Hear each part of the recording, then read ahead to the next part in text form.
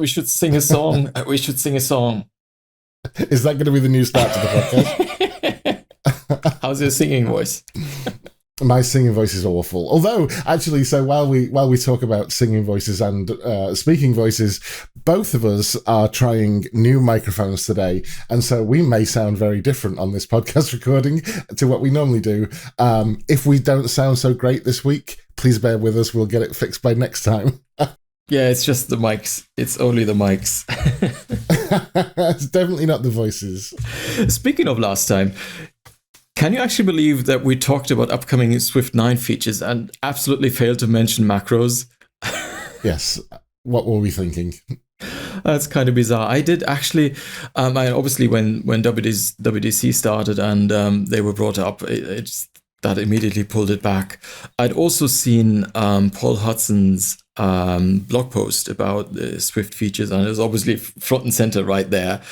And it was just bizarre. We completely failed to mention it at the time. It's really curious how stuff can be so out in the open, and because we both were aware of it, right? I've read the manifesto, but it's completely gone. I mean, Apple could really just stop with the secrecy because it's just there. People don't notice anyway.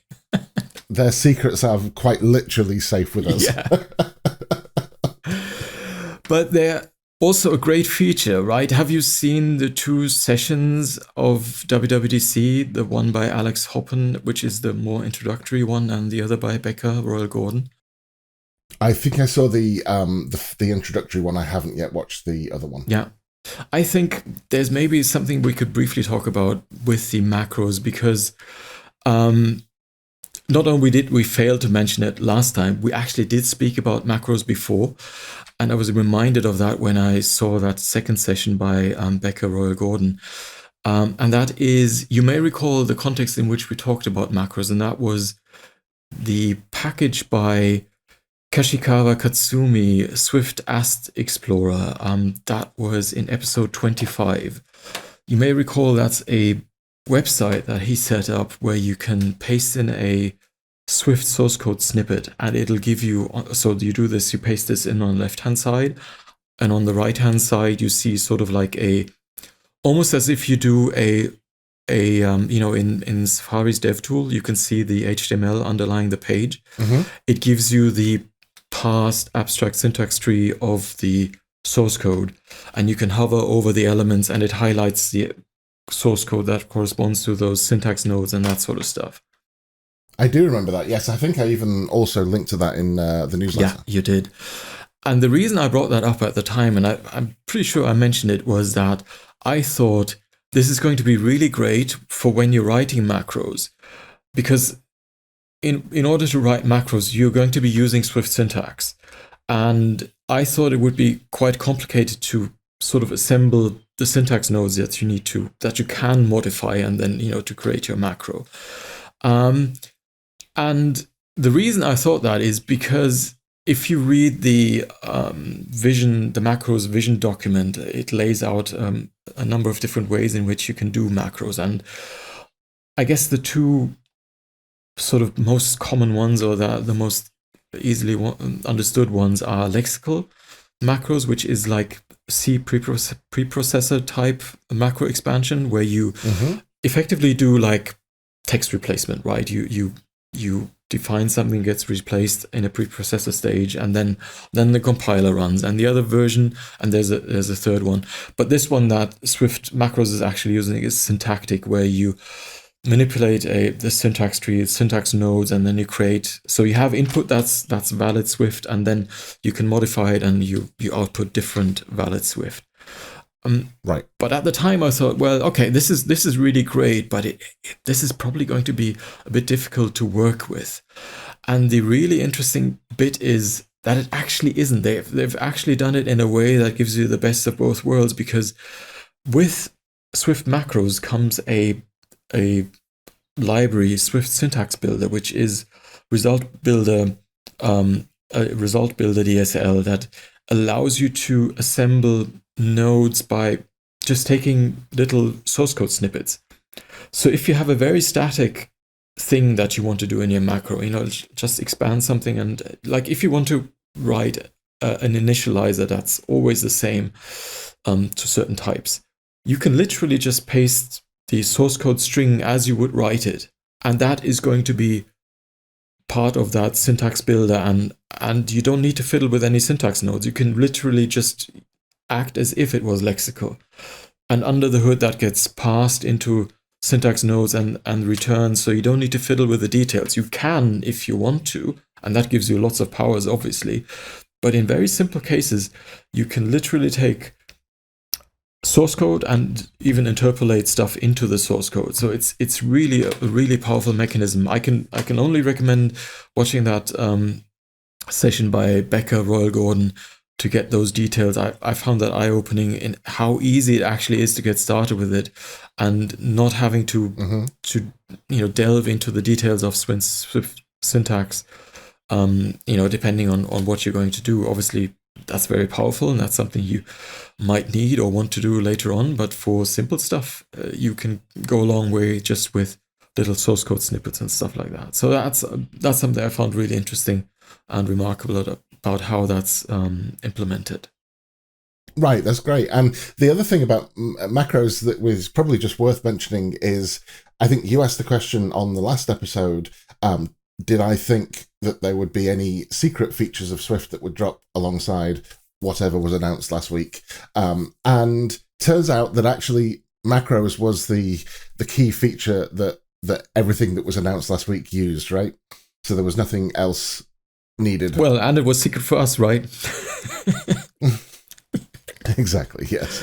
I don't recall anything else in there. I haven't caught up on a lot of sessions, to be honest. I've watched a chosen few because last week was a lot about adding actually Swift 5.9 support to the Swift package index. So I was a bit... Well, that's it. And let's talk about that for a second, because as we speak, the build machines that we have in various data centers around the world are currently crunching through, is it about 70,000 builds to test compatibility with Swift 5.9 with every package on every combination of platform and obviously the new Swift version. Yeah, exactly. It's a bit more than 70,000, but of that order of magnitude, I think we're about a third. Well, we should be well over a third through now. It was a third this morning. So by the time you hear this, we're probably done with it. Probably done, yeah. Yeah. Thankfully, it's getting a bit easier to set this up. Every time we have to do it, there's some really tedious aspects about it, and we've sort of managed to whittle those down a bit and make it a bit easier to adopt new versions. Still, I'd hope there aren't more than 2 versions of Swift per year that we need to adopt, but yeah, it is getting a bit easier, which is great. Yeah, and I think the main reason why we briefly discussed whether we should pull the trigger and add it early, because last time 5.8 we waited quite a bit. We didn't add anything during the beta phase, but macros actually were, I think, the main reason we did it this time, because I think it's going to be really nice to be able to search the Swift package index for packages that have macros in them, so you can explore a bit what 5.9 offers. And obviously for that to work, we need to support 5.9. Right, yeah. And we'll also start displaying, so at the moment we currently display 3 different product types on the package page. We display the number of libraries in the package, the number of executables, and the number of extensions. And we will now add the number of macros in there, so you can see for any package all 4 of the different product types and how they apply to what's in the package. But I think it's kind of, there's always a dilemma with adding new Swift versions of, if you add it at beta 1, then obviously we do this huge backlog process and everything goes, we determine the compatibility information for all the packages using a beta 1 compiler. And we're not going to run that whole process for every single beta that comes out. And so it kind of relies on people actively developing packages if they want new beta update compatibility, because we will only rebuild their package if they release a new version or move the default branch forward or something like that. And if there are any changes to Swift inside this beta cycle, then we either do the whole big backlog churn again at the end, or we just kind of say, well, your code will have been compiled with one of the betas. Yeah, I think it's fair during the beta process just to let it sit. And I think a lot of the active packages automatically have changes of one sort or the other during that time. We should consider just rerunning everything once 5.9 releases out. Yeah. But I think during the beta phase, that's fine. Plus, recent years, I think the changes between betas aren't dramatic. It's probably more around macro implementation sort of things that get sorted out, but we're not actually testing those bits anyway, right? When we build a package, the macro definition doesn't even get tested. So right. It's a bit like plugins, right? There's a bit of a weirdness in what kind of package is that in terms of dependencies, right? We don't have a mechanism to actually honestly test a plugin or a macro in that sense. I wouldn't even know how we would do that. Like we do for package building in general. Yeah. I mean, we live in an imperfect world. What can I say? There we go. The other thing that came out of the conference, which we actually had a discussion opened by Get Gunders yesterday about the privacy manifests and the package support for privacy manifests. And I actually watched the session video this afternoon for that. And I think it's just worth talking about that as well, because that is a very obvious feature for us to add into our package page.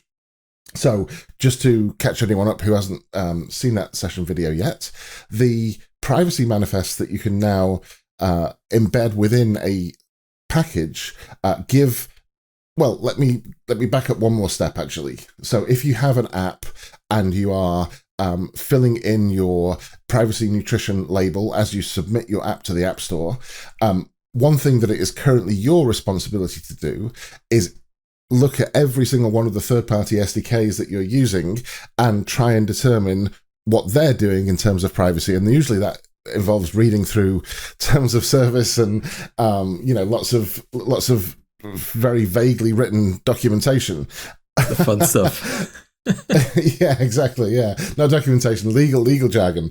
And so the new feature is that SDK authors may now encode the things that they are doing related to privacy in a privacy manifest and include that in their SDK package.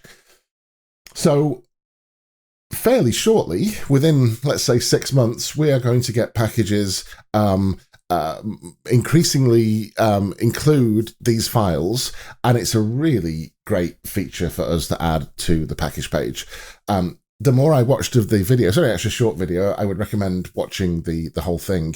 But it became clear to me very quickly that there is an enormous amount of data that package authors can put within that file. And so we certainly can't summarize it on the package page itself.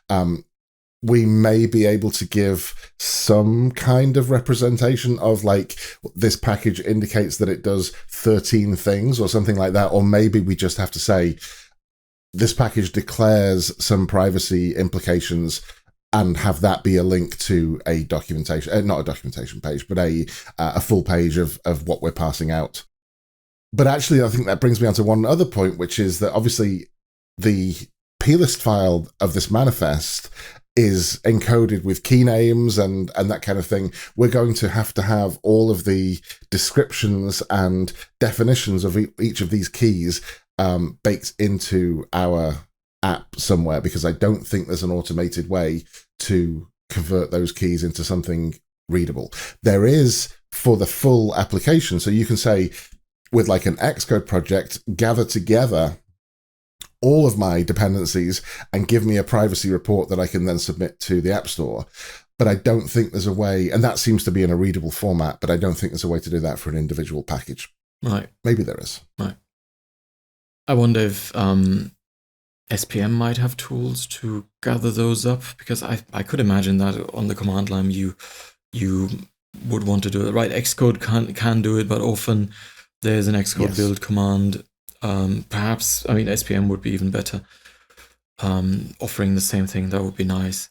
In terms of displaying it, I was under the impression that it is effectively, it represents the same thing that you can see in the App Store under the privacy nutrition labels. So I thought that might be a way of distilling these bits of info together, but I might be wrong. I think, I'm not sure how those I mean, align. certainly those privacy labels are derived from the data in this file, but it's not a one-to-one mapping of keys. As far like, and I'm 12 minutes into my research of this by watching that video, so I am speaking from an extremely uninformed viewpoint here. But my impression of what I saw in that video is that there are more detailed keys in there that some process narrows down to one of those nutrition labels, and I'm not sure whether that process is public or private. Right. Yeah. That I got that sense too. I was just I am thinking though that we could. I mean, it would be duplication of effort. I mean, unless there is a way to actually get those results out of Xcode or SwiftPM or something. I was thinking that we could do the same thing, right? Distill it down into a view that looks very much like the nutrition labels. Yeah, and even those nutrition labels, if you imagine 3 of those nutrition labels on our package page, that's quite a lot of space to take up there. So I don't know. We'll this is not even a declaration that we will work on this problem, but it does seem like something we should at least investigate seriously. Yeah, I mean, I think it's great data to have. If you choose dependencies, yes, it's up there with license, I think, to have that sort of info there. There's even mention that there are going to be certain requirements around certain SDKs. I don't know what the name was there. I think privacy impacting third-party SDKs. There was supposed to be a list of pre-screened.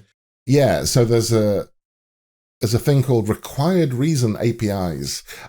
So this is to prevent fingerprinting. So this is a technique that various companies use to try and get around the tracking controls. So, for example, if you look at somebody's amount of disk-free space, if you even get access to a microphone and record like room noise, I've heard that they track people on. So if you get a recording of someone's room noise, and then if they're on a different device but with the same room noise, you know that those 2 devices are the same person.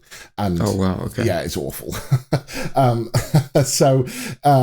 There's lots of things that they can use to fingerprint a device that is not, the official way of getting a tracking ID. And it was very clear in the video to say that that is never allowed. And what they've done is they've added a whole load of APIs now that you have to have a good reason to use. And again, you can use these manifests to document the reason you're calling the API that gives you the amount of free space left on somebody's hard drive.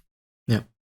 And actually, that brings me on to something else that's crossed my mind as I was thinking about this in the context of the Swift Package Index, and that is, would we increase or decrease, depending on which way we decided to do it, a package's score based on how much or little of these privacy implications they kind of include in their manifest?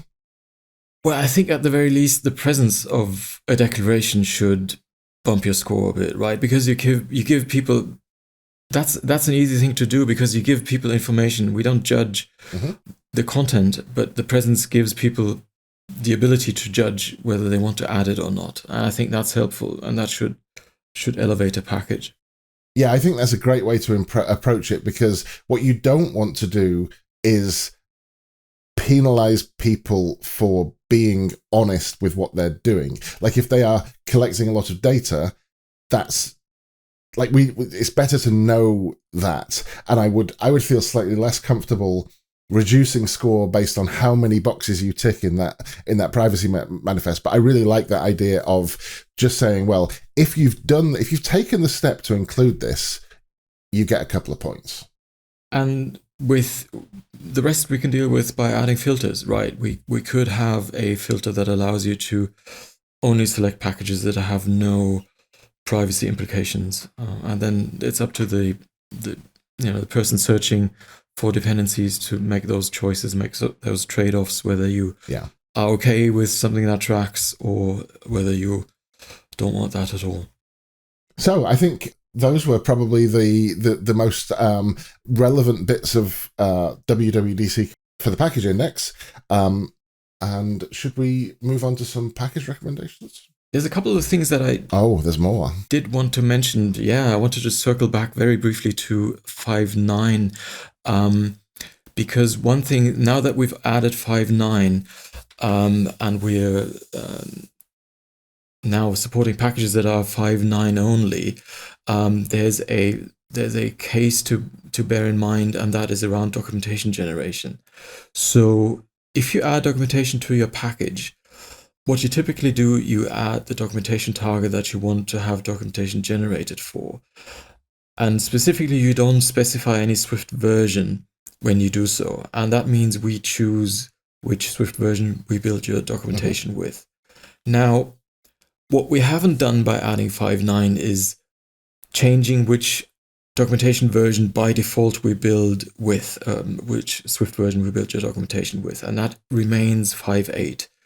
So if you don't change your SPI manifest, we'll generate docs with 5.8. Now, if you have a package that is 5.9 only, obviously 5.8, the builds will fail. There will be no documentation. So in that case, or if you're interested to build with 5.9, you should set the key in the SPI.YAML file, Swift_version 5.9, which then would opt into building the docs with 5.9. So that's a little thing to be aware of. Yeah. You also might want to change that back once 5.9 goes live, so you're not stuck on 5.9 later on. Yeah, this is what I was going to mention, actually, is that when we ask people to make this kind of change, it's easy for them to make this kind of change because they need the feature in Swift 5.9 at this point. Then 5.9 gets released and nothing bad happens because they are still on 5.9 and everything's happy. And then 6 comes out and they're still building with 5.9. There's an easy service we can think of, depending on how many people that do. We could even consider alerting people or even automating pull requests, I think, because we know which packages opt into. We do. 5.9 documentation generation, and now we have lots of packages that generate docs, but it's also not thousands, it's hundreds, and the 5.9 opt-ins will be a lot fewer still, so there might be something there to help out. Plus, obviously all the packages that don't specify tools version 5.9, which are 5.8 compatible, can just leave everything as is and keep generating the docs as they are. The other interesting bit is we've seen a huge traffic jump in documentation overall since WWDC. There have been a couple of packages announced that are very popular. More on that in a bit, I think. So it's effectively doubled our documentation viewing, which is great. Like 20% of our traffic is documentation traffic right now. Yes, I predict we're going to talk about that in the next section. Indeed, we are. At least I've picked something there. So we'll see how that goes. Shall we then? Yes, let's do some package recommendations. Do you want to kick us off? I can, and I can transition straight onwards to that package that is driving a lot of that documentation traffic, and that is Swift OpenAI AI. No, not OpenAI. This trips me up so many times. Swift Open API Generator, and that's a new package by Apple. There's a WWDC session about this. Meet Swift Open API Generator. What this is a package that auto-generates your network interface from an Open API JSON file, which is a file that many APIs ship that describes the API. So effectively, you can ingest that file with this tool and it spit out, I think it's structs, but effectively, like an API that you can then use to interface with that API. So you don't have to write any networking code really. And that's really amazing. And what's even better, that package comes with really, really great tutorials how you set this up, how you use this. So if you're not familiar with OpenAPI, this YAML file or JSON file, it's actually available in both formats. What that means, what that looks like, and how that works. It has a really, really great tutorial to step you through the process. Obviously, there's also the session that describes that. I think it's also just worth mentioning at this point that OpenAPI has been around for a long time, and this is not like OpenAPI itself is not new. This is Apple kind of embracing and making it easier to interact with OpenAPI specifications. Yeah. Chances are an API you're working with has an OpenAPI. Almost certainly, yeah. JSON file, yeah. So if it's modern, it should have. If it doesn't, maybe you can talk to the team. It shouldn't be many backend packages that the backends are implemented with actually have extensions that auto-generate that file from that API. That again, so you can actually, generate code on both sides, which is kind of magical. But it's available for many packages. Backend frameworks have that, ship with that, or have extensions that support that. So that's really great. It also comes on the client side with many implementations for networking clients. So, like for example, if you're planning to use URL session, there's another package that builds on top of this that gives you all the APIs when you're working with URL session. There's one for async HTTP client. There's one for Vapor. There's one for Hummingbird. So for all of these, you have sort of ready-made tools to get those working. And there's even another third-party one that just dropped this week after WWDC, Request DL, which is a networking library by Breno de Moura, which is quite a nice networking package as well. It's a bit of a DSL. We had this in the past. We had a package that was a DSL to describe a query. This takes the same approach further. You don't just describe the query itself, you describe the whole networking request in a DSL. So that's also a package that I want to throw in and mention at the same time as this one by Apple. That's Request DL by Breno de Moura. So there you go. Really nice set of packages for not just backend. Obviously, this is more about the client side of developing apps that target APIs. And you teased talking about the documentation, then never followed through with it.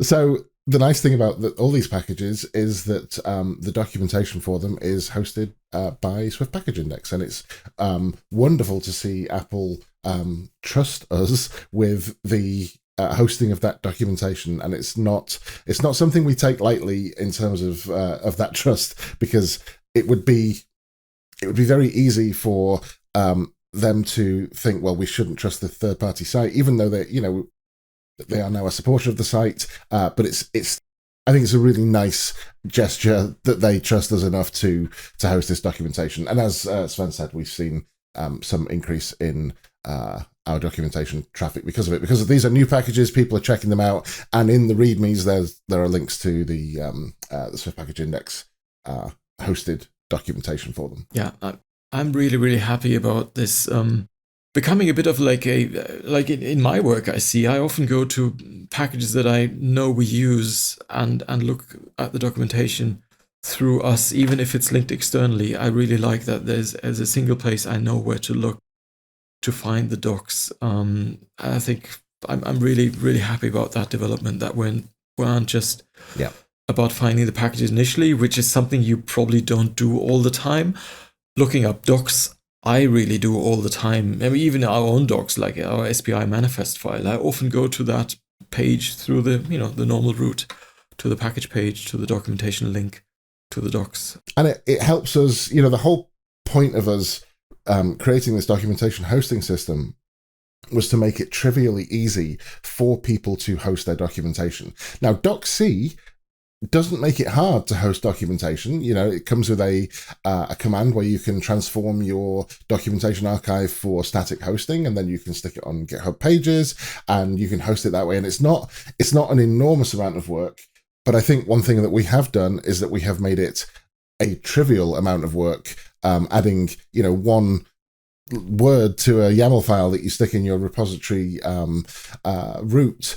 And what's really nice to see is that as more people start to trust that we're doing a good job with this, and Apple being the ultimate kind of flag in the sand of like, well, if Apple are happy to trust it, I think that really just, it moves the whole ecosystem forward, because if it's so easy to host your documentation and it's so easy to add a couple of comments above every type that you make, then we just start to enable a better documented Swift ecosystem.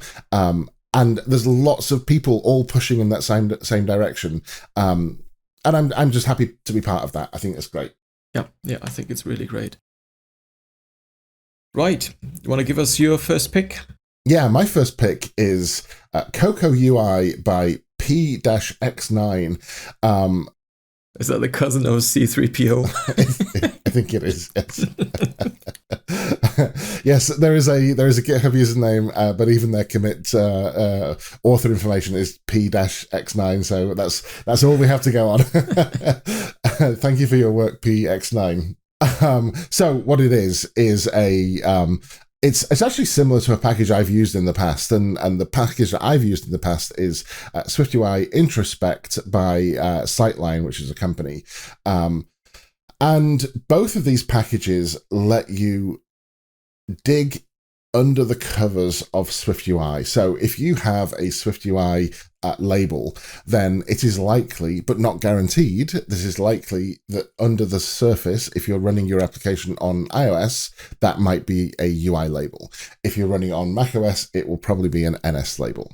And so what these packages allow you to do is they allow you to say, if the backing of this control is a UI label, let me inspect and modify the properties of that UI label.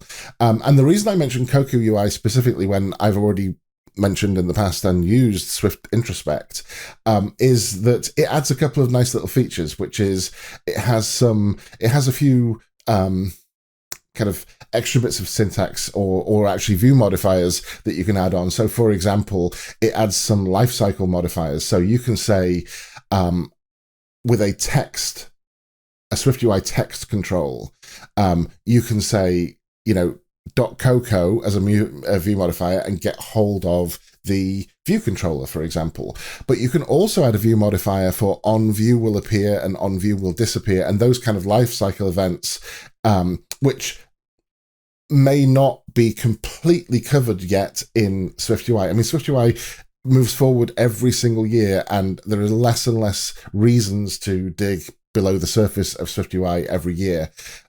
But that doesn't mean there's no reasons to do that. And I think this package, they're very safe. If they don't find the correct control underneath, they don't do anything. And so you don't really risk your application crashing because of using this kind of thing. But they do allow you that extra little bit of control if and when you need it. Nice. Yeah, I did see that package, and I was wondering exactly that thing, because I do recall when I first looked or first saw Introspect that there was a bit of a warning label in the README, if I recall correctly. Be careful. This is exposing under the hood details which might change in the future. I did not see a warning like that in Cocoa UI. Does that mean it's safer or more stable, or is that just safe because it just won't do anything at all if there's something wrong with the uncovering of the details? My understanding of both of them is that they will do nothing if they're not. Right, okay. There may have been a warning on Introspect maybe early on, but certainly by the time I used it, so I used it for the iOS Dev Jobs application. Right. And by the time I used it for that, there was, if it didn't find what I was expecting, it would just do nothing. Right, okay, I see. Cool. Right, my second pick is called Close Enough by Zev Eisenberg. And that's a really interesting and nice package. So this is for testing. And what it does is it ships a property wrapper that makes comparing floating point or floating point-ish values easier. When I bring this up, you are probably immediately thinking about, well, XCT assert equal does have an accuracy parameter where you can specify, if you compare to doubles, for instance, within which delta the comparison should be considered equal, right? You can provide the accuracy, and then if they're that close or closer, they're equal. Which works great if you have a straight up double or float or something like that. The problem is if you want to compare structs that are equatable, but they contain properties that are floats, or contain nested types that contain properties that are floats, that won't work, right? Because you can't pass in that accuracy parameter unless your type is a floating point type. But what you can do with this property wrapper is if you mark properties with that, and in my understanding is only in a testing context when you use XCT asserts, you can then specify the accuracy on a type by type basis to consider that accuracy for those properties only. So you can actually use XCT assert equal. You don't specify any accuracy there. Like individually, you specify it on a type level, and it'll filter through into the structs that you're comparing. I hope all of this makes sense. It's always difficult to describe this sort of thing in a podcast.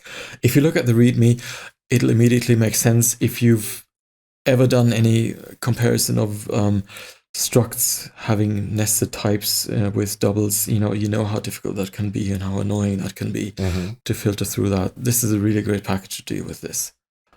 Close Enough by Zeph Eisenberg. Anything that makes testing more reliable and a little easier is good by me. My second one actually is similar to your first one in that it is an Apple published package. So the package is App Store Server Library, and it is published by Apple. So a few years ago now, Apple published their App Store Server API and App Store Server Notification API. So you can, for example, manipulate the things that you can manipulate within the developer portal once you've logged in with your developer ID, and also get notifications of things like when a purchase was made, or there's various events that happen during the purchasing cycle that you can choose to be notified of on your back end. And there have been many third-party libraries that have dealt with this, creating a Swift wrapper around those online APIs. One worth mentioning is Bagbootic by Morten Gergersen. And that's been around for a little while. And in fact, actually, ironically, that is generated from the Open API spec that Apple published for their App Store Connect API. So, this is all, we're all going round in circles here. But yes, Apple have now made an official Swift wrapper library around those two APIs. And it's the kind of thing that you probably won't do this from within an application, but you certainly will be doing it if your backend is written in Swift on the server. This API is going to be very useful to you, and this library is going to be essential. Was there a WWDC session that came with that? Yes. I was wondering if that was introduced. One, and I thought it was linked from the README file, but yes, it is. So if you go to the documentation section of the README file, there is a link to documentation, which is actually not hosted on Package Index. That one is on the Apple developer site, but there is also a link to the WWDC video, which is called Meet the App Store Server Library. Very nice. Right, my third pick is called Swiftly by Patrick Freed. This isn't a source code dependency package. This is a tool, and this is a work in progress tool. It's a toolchain installer akin to SwiftEnv, which people might know, or RustUp, if we're talking about different ecosystems. What this will allow you to do is install Swift And the idea is for this to be the official tool to do this. So this is an SSWG project, the official effort to bring in a tool like that to make it easier to install toolchains on all platforms. Right now it's Linux only, which I find really interesting that that's the first platform that this ships for. And it's really nice. It's not fully done yet, but I did want to highlight it early because if you work on Linux, that's already a really useful tool, because it can be a bit more difficult there to install Swift toolchains. So it does have install and use commands there, which means you can just give it pick a name, like there are shorthands for certain Swift versions, like 5.8 would give you the release version. You can do 5.9 snapshot, it'll pull in the latest 5.9 snapshot and stuff like that. And then you can use swiftly use to switch between installed versions, which is really nice if you want to experiment. And all of this works in Docker, obviously, so that's a very easy way to play around with this if you're on a Mac even. In the future, there are other commands to come. So this is something that's actually different from Swift-in, for example, which does some of this. It'll have an update command, so you can update a toolchain that you've installed in place. It'll also allow you to list available versions. So it's a really nice tool to work with Swift on Linux. And macOS obviously is in the works, so it'll come to macOS soon. I'm not sure what the timeline is on this, but it is in the SSWG. So if you're interested in progress, they do publish the meeting notes every month or so you can see, what's planned around this. And yeah, it's now a project within SSWG and a public package that you can install. That's fantastic, yeah. And again, like my comment about testing, anything that makes installing Swift on Linux easier is fine by me. So I think that pretty much wraps us up for another episode. We will be back in 2 weeks with more recommendations and maybe more features of Swift that we missed in WWDC that we forgot about. Who knows, right? Who knows exactly, right? See you in 2 weeks. Bye-bye. See you in 2 weeks. Bye-bye.